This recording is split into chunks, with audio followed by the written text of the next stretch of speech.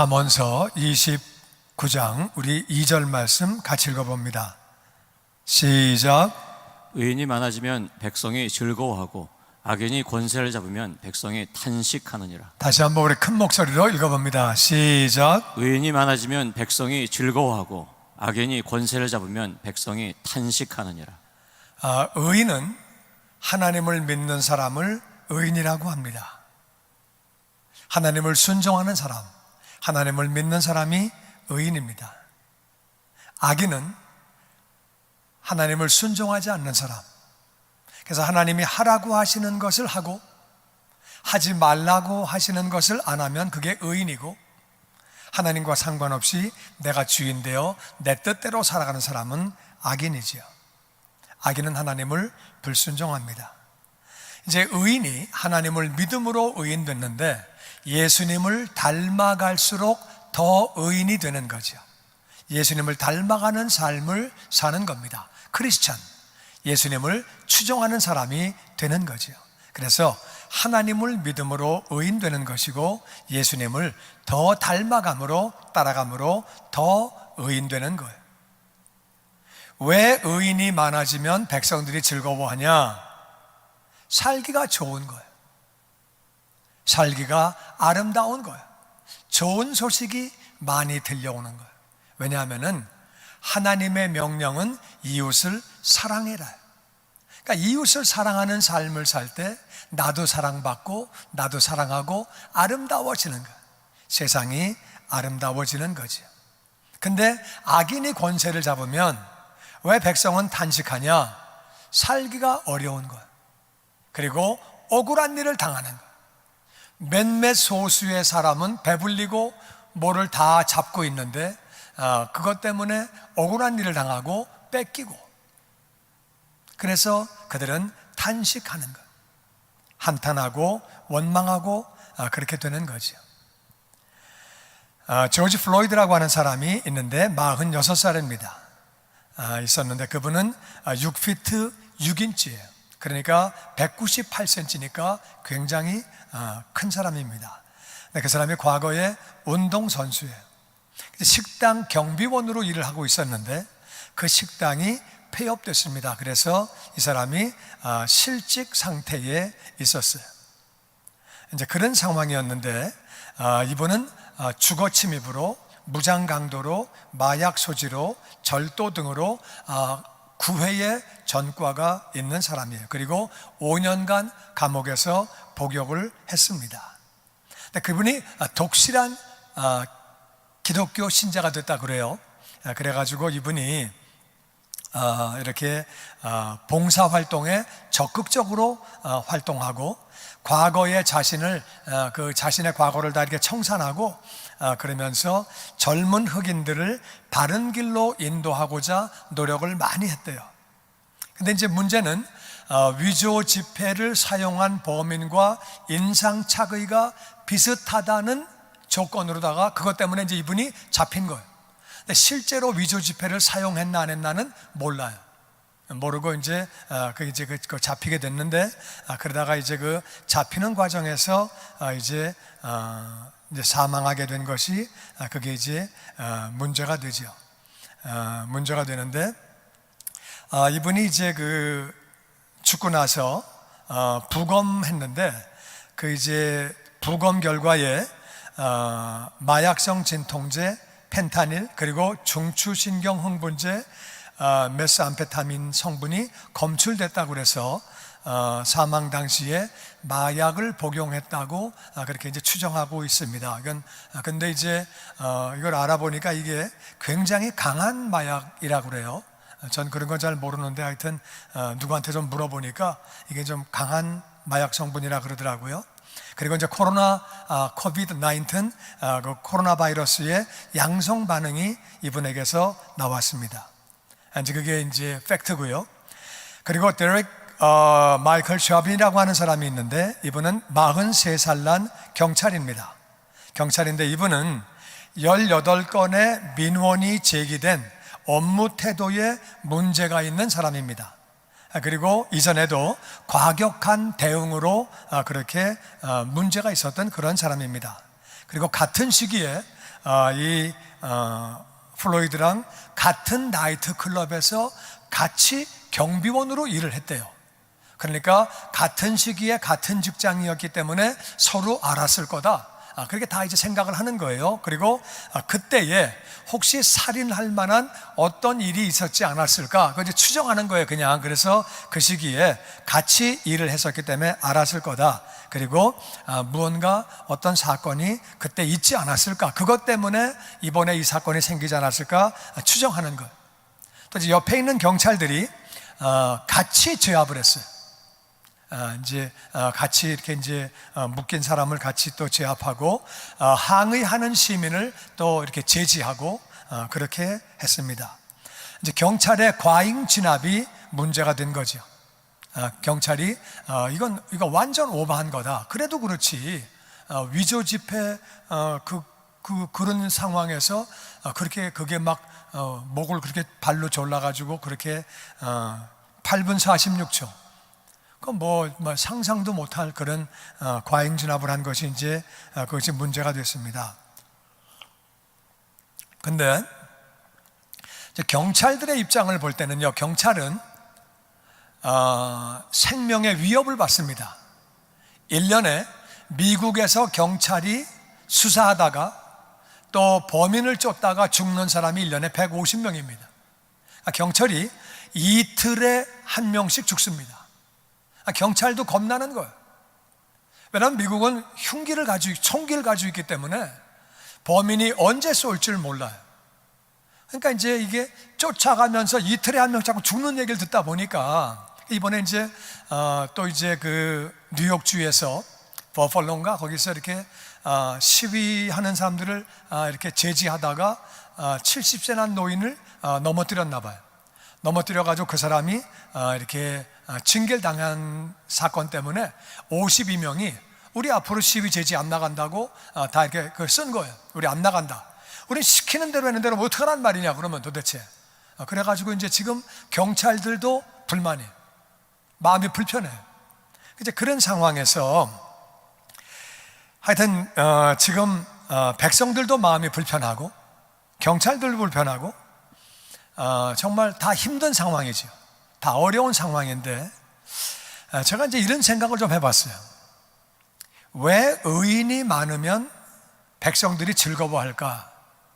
만일 그 경찰이 정말 하나님을 잘 믿는 사람이라면, 예수님을 따라가는 사람이라면 그렇게 상대방을 목을 갖다가 다리로 그렇게 발로 8분 46초 동안을 누를 수 있었을까? 그렇게 할까? 그리고 옆에 있는 동역자들이 그걸 보면서 그분 중에 한 분이라도 정말 신앙생활 잘하는 분이 있다면 아이 그만해 이 사람아, 그 좀 말리지 않았을까? 응? 정말 신앙생활 잘하는 사람이 거기 좀 있었더라면 좀 그런 아쉬움이 좀 제 마음에 남더라고요. 그래서 그 일로 말미암아 시위하는 거는 저는 옳다고 생각해요. 시위가 잘못된 거라고 생각하진 않아요.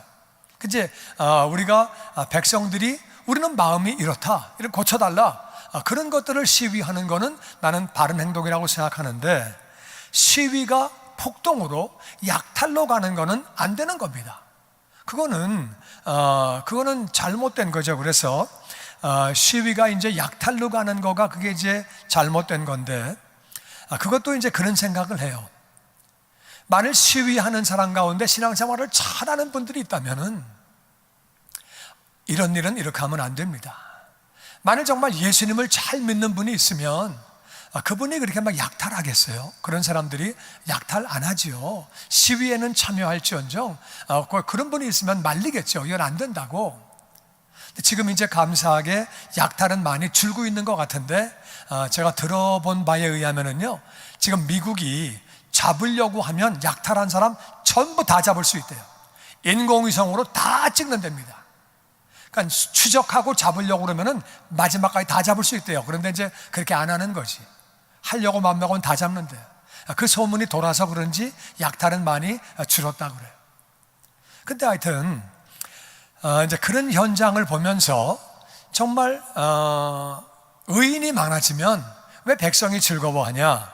의인들이 많아지면 나는 약탈은 없을 거라고 생각합니다.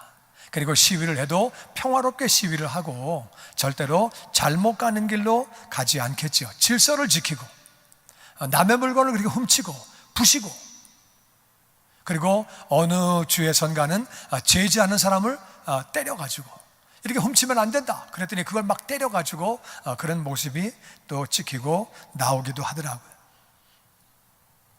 우리에게 지금 제일 큰 문제가 되는 것은 코로나 바이러스입니다. 이것이 지금 굉장히 어려운데, 지금 나라에서는 마스크를 써라, 그리고 사회적 거리를 두고, 그리고 격리해라, 증세가 있는 사람은 격리해라, 그리고 손 씻기 철저하게 해라, 그렇게 이제 하라 그러는데, 제가 이제 집에 있으면서 저도 재택근무하면서 저녁에 잠깐 나가서 이제 산보고 걷거든요. 걷는데 우리 동네에 사람들이 이제 식당들을 못 가고 밖에 못 나가니까 이제 그 사람들이 집 앞에 모여가지고 이제 맥주들 먹고 이제 얘기들 하고 그래요. 마스크 한 명도 안 썼어요. 사회적 거리 한 명도 안 지켜요. 그냥 떠들고 뭐 그냥 마시고 그냥 다 그러고 있어요. 한 번은 제가 집사람하고 한 일주일 전인가 바닷가로 이제 산책을 갔어요. 갔는데 아무도 마스크를, 가끔 마스크 쓴 사람이 있고 거의 안 썼는데 우리 부부만 딱 썼어. 그 우리 둘이 쓰고 가는데 어떤 젊은 애가 우리를 찍는 거예요. 모범 시민이라고 찍어가지고 페이스북에 올리려고 그러는지 하여튼 그걸 찍어가지고 난 좀 약간 좀 이상하더라고. 그러니까 이제 우리들을 볼 때 이상하게 볼 수 있겠다, 동양인들은 이런가, 그래서 그렇게 보일 수 있겠다, 하여튼 마음이 좀 불편하더라고요. 우리는 둘은 썼는데 아무도 안 썼어, 아무도. 그리고 막 뛰는 거예요, 다.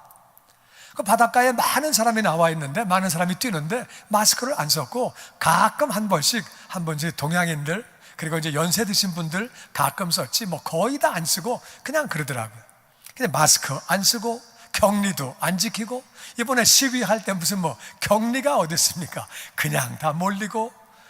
정말. 근데 이제 손 씻기는 집에 가서 하나하나는 제가 모르겠어요. 그거는 뭐 자기들이 알아서 할 일인데, 문제는 말들을 안 들어서 이게 안 잡히는 거예요. 정말 마스크 쓰고 사회적인 거리를 두고 손 씻기 철저하게 하고 증세가 있는 사람은 안 다니고 격리하고 그러면 이거 잡힙니다. 잡히게 돼 있는데 말들을 안 들으니까 못 잡는 거예요. 이걸 갖다가 잡을 수가 없는 거예요. 이제 그래서 참 그런 안타까움이 있는데, 이것도 그렇게 생각을 해요. 의인들이 많이 있으면, 그래서 이제 의인들이 많이 있으면 의인들이 하나님을 믿는 사람들은 스스로 그렇게 마스크 쓰라 그러면 쓰고, 또 격리하라 그러면 격리하고, 또 손 씻기 철저히 하라면 철저히. 왜냐하면 예수 믿는 사람들은 국가법에 순종합니다. 위임 권세에 순종하라 그랬으니까 순종하거든요. 그러니까 잡히지 않았을까, 그런 생각을 합니다. 아시는 대로 코로나 바이러스는 진원지가 중국입니다. 중국이고, 그리고 이제 아시아에서 한 바퀴를 돌고 미국으로, 유럽으로, 중남미로 쭉 이렇게 전 세계로 퍼져나갔는데, 지금 사실 어려움을 겪고 있는 나라는 미국이에요. 그리고 영국이에요. 그리고 스페인, 이태리, 프랑스, 브라질, 여기가 사망자가 제일 많이 나온 나라들이에요. 근데 이 나라들은 다 자유로운 나라, 자유로운 나라인데, 중국과 아시아는, 중국이 진원지인데 중국과 아시아는 많이 잡혔어요. 근데 이 나라들은 통제하는 나라예요. 통제하는 나라. 그래가지고 이 중국과 아시아는 많이 통제합니다. 통제를 하는데, 이제 보면은 이 중국과 아시아 쪽에는 확진자를 발표합니다. 이제 확진자를 그렇게 발표하는데, 동선을 또 공개해요. 이렇게 이제 동선도 공개하고, 그리고 격리하라고 했을 때 말 안 들으면 체포합니다. 체포해서 한국은 지금 그 사람이 술집 갔다 왔는지, 교회 갔다 왔는지, 어디 갔다 왔는지 전부 조회하고, 핸드폰으로 다 추적하고, 크레딧 카드로 추적해가지고 어디 가서 뭐 하고 있는지 전부 다 그냥 다 파악하고 있는 거예요. 모든 걸 다 파악하는데, 미국은 그게 불법이에요. 미국은 불법이에요. 이제 격리하라는 사람이 격리 안 하면 아시아는 체포해요. 그러니까 잡히는 거예요. 이게 잡히는데, 미국은 확진자 발표하면 불법이에요. 그러니까 자기가 확진자라고 발표할 의무가 없어요. 그런 거 안 해요.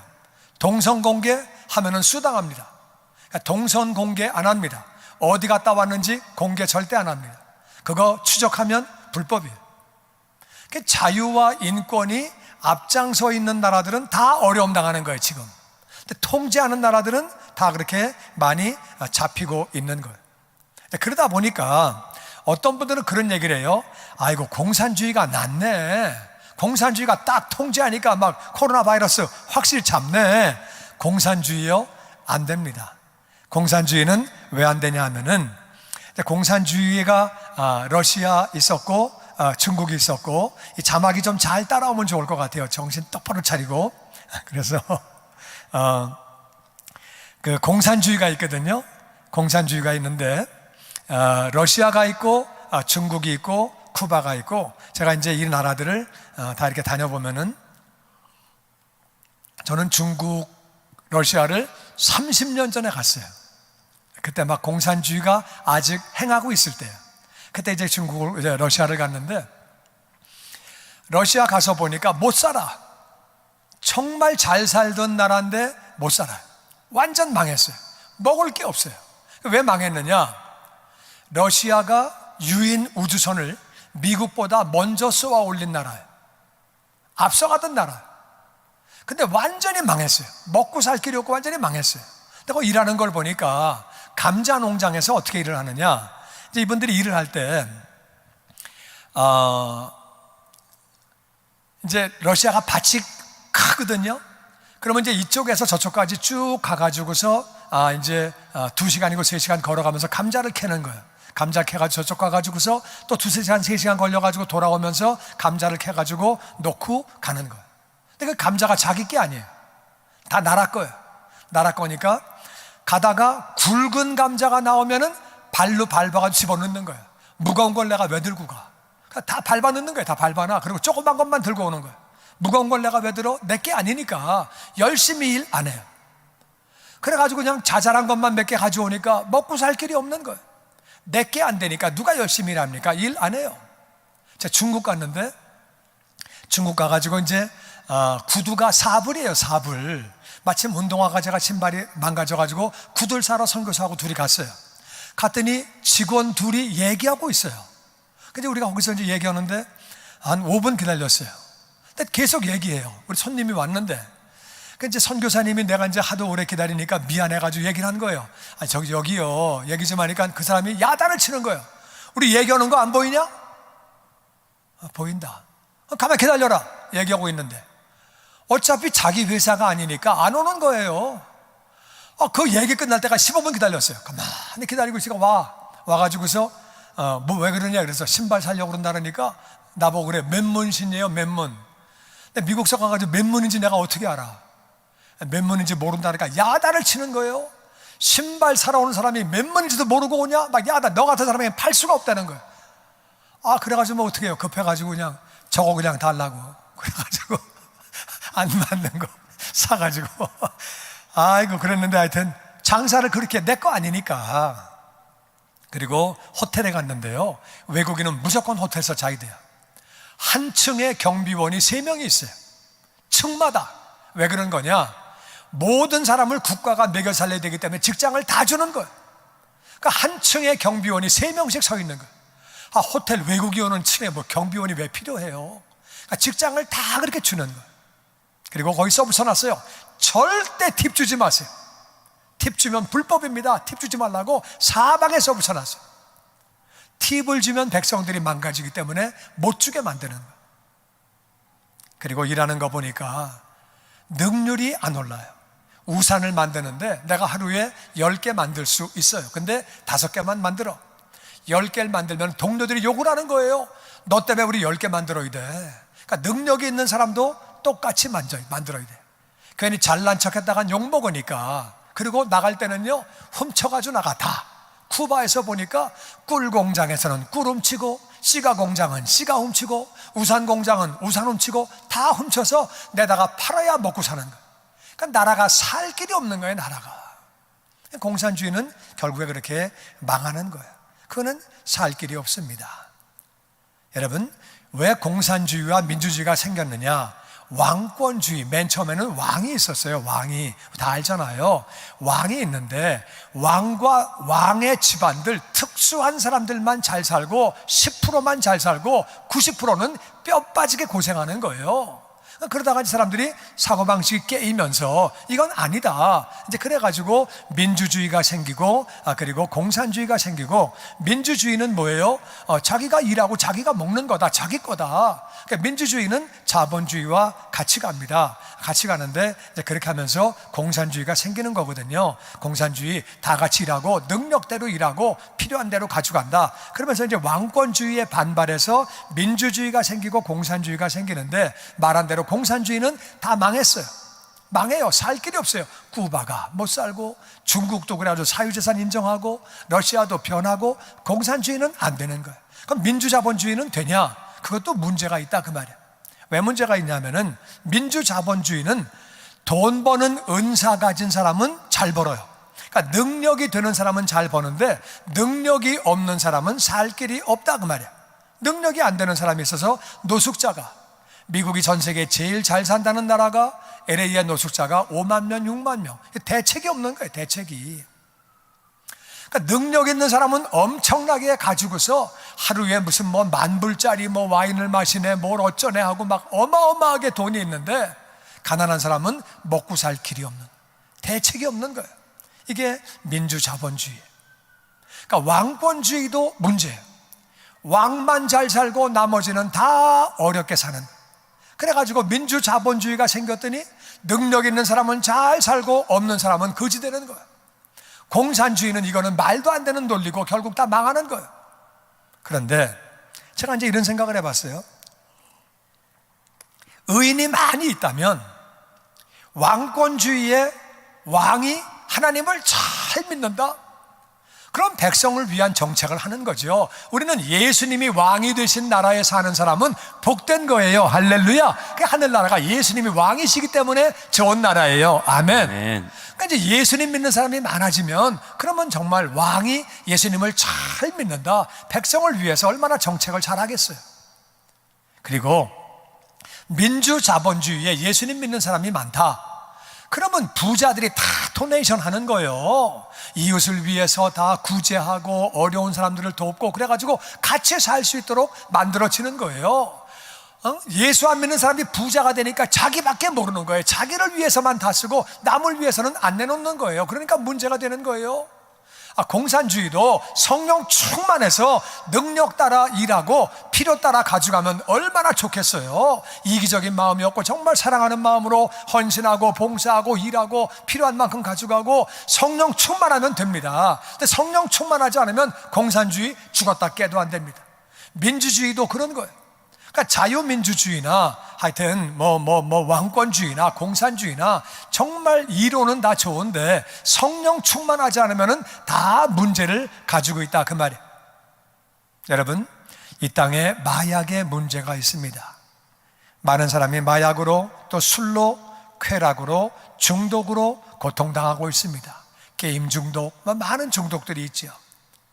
예수님을 잘 믿는다면, 정말 하나님을 잘 따라간다면, 의인이라면 의인들이 마약하겠어요? 의인이 술 중독 되겠어요? 쾌락에 빠져서, 중독에 빠져서 그러고 있겠어요?